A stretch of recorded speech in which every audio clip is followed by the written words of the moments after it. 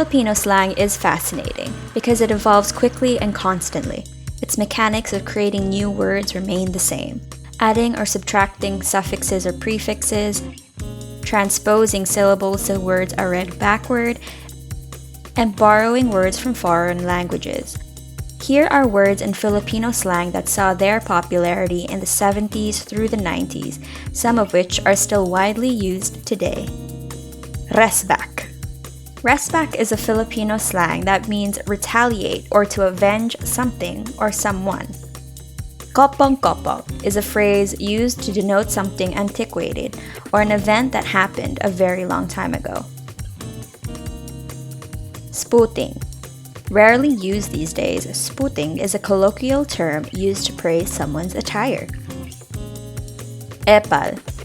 EPAL is a derogatory term used to describe someone who likes to meddle or insert themselves into other people's businesses. Toka. Toka is a popular word used by various generations of Filipinos whenever there are potlucks at parties, reunions, or get-togethers. Lintik.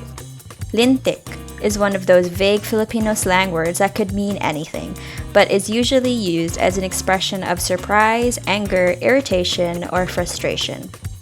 KUPAL. KUPAL is used to describe someone who acts like a jerk just to look cool.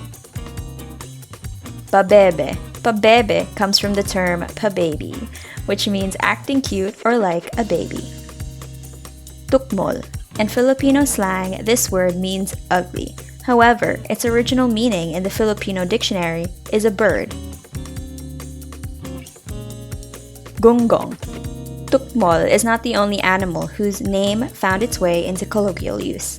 In Filipino slang, the saltwater fish is a superlative form of stupid.